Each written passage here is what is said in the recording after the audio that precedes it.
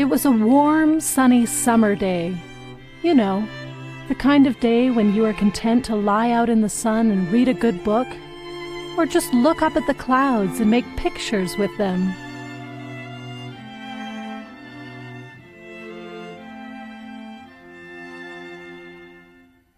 I was lying on a rock in Paradise Valley, listening to the distant murmur of a stream, and bees buzzing around me.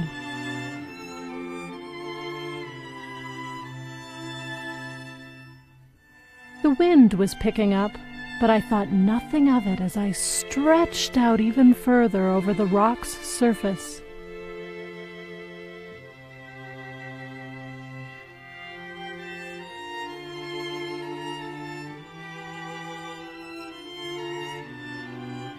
I was so transfixed by the clouds above my head and the tickle of a ladybug crawling up my leg that I completely missed the dark storm clouds moving in from the west.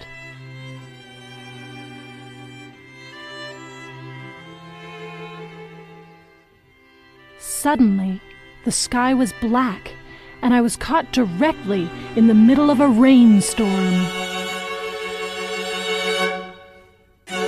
Frantically, I looked around for cover.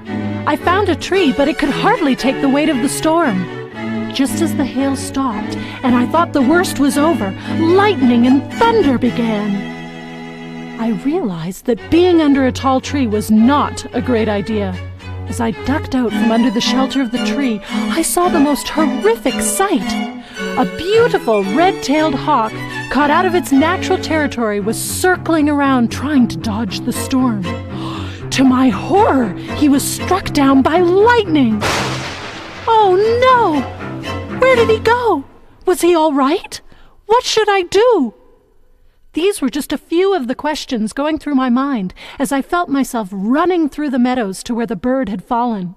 Sure enough, I found the poor bird lying in a clump of moss.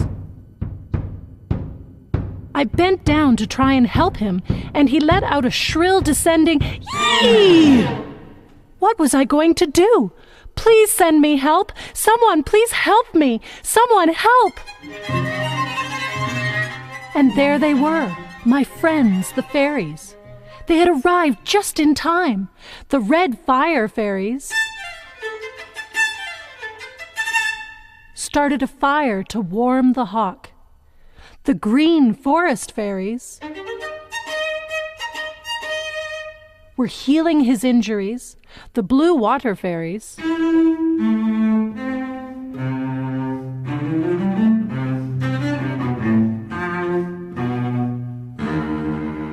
were dripping fresh water into the hawk's beak, and the yellow wind fairies were calming down the sky. In what seemed like hours, the fairies had brought the red-tailed hawk back to life. He couldn't fly yet, but he was definitely better. Relieved, I sat back on a rock and played a tune for my new-found friend.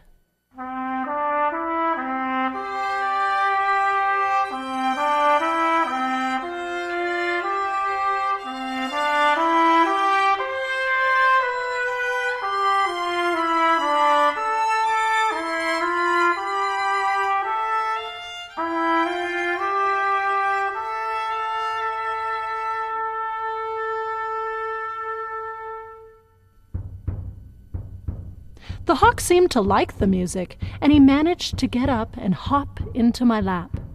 We then both fell into a deep sleep.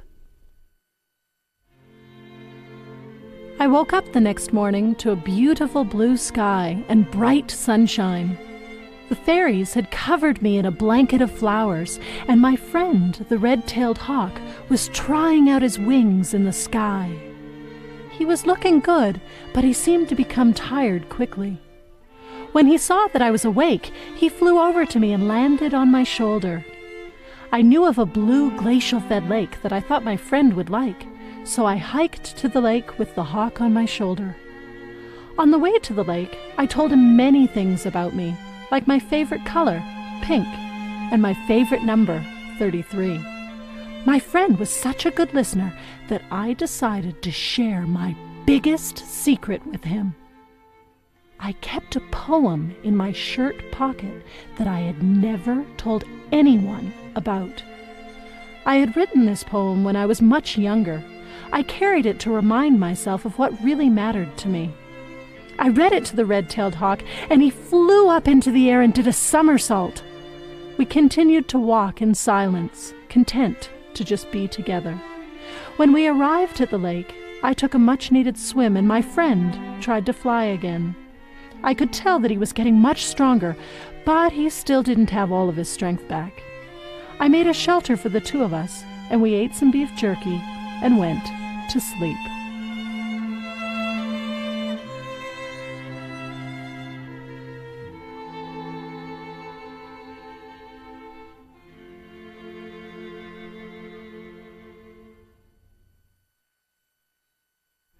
The next morning, I got up before the hawk and spent some time thinking about how nice it would be if I could bring my new friend home with me.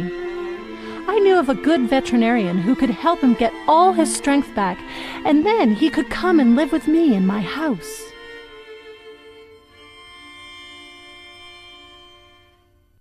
Startled by a sound from behind me, I jumped a little and realized that my friends, the fairies, were back. They had come to see how the red-tailed hawk was feeling. To my great surprise, he was better than ever.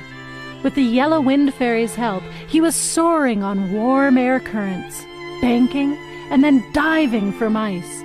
I was very happy. I laughed as the fairies played with my friend. When evening came, I explained to the fairies my plan for the red-tailed hawk, and how I felt that he should come and live with me. They all just sadly shook their heads and made me understand that my friend was wild, and that for him to be happy, I must release him so that he could winter in the United States or Mexico.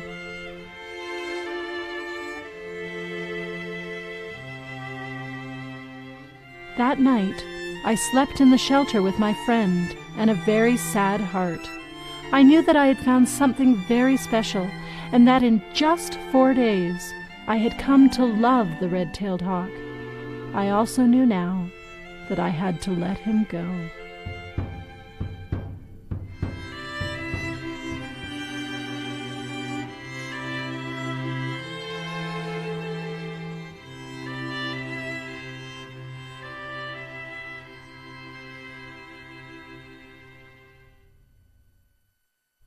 When we awoke the next morning, it was overcast and raining. There was no sign of any thunderstorms, so I knew that it was safe to go home. As I walked down the path, I waved goodbye to my new friend.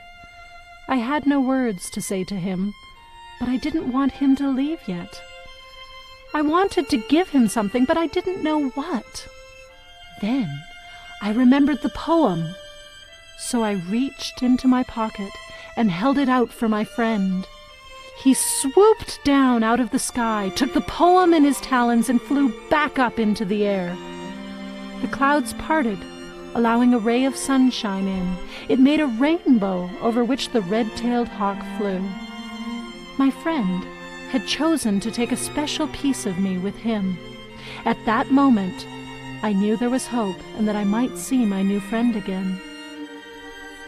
I continued to walk on, not looking back, afraid that I might cry. I was now thinking of my friends, the fairies, and wondering if they were real or if I had just imagined them. One thing was for certain.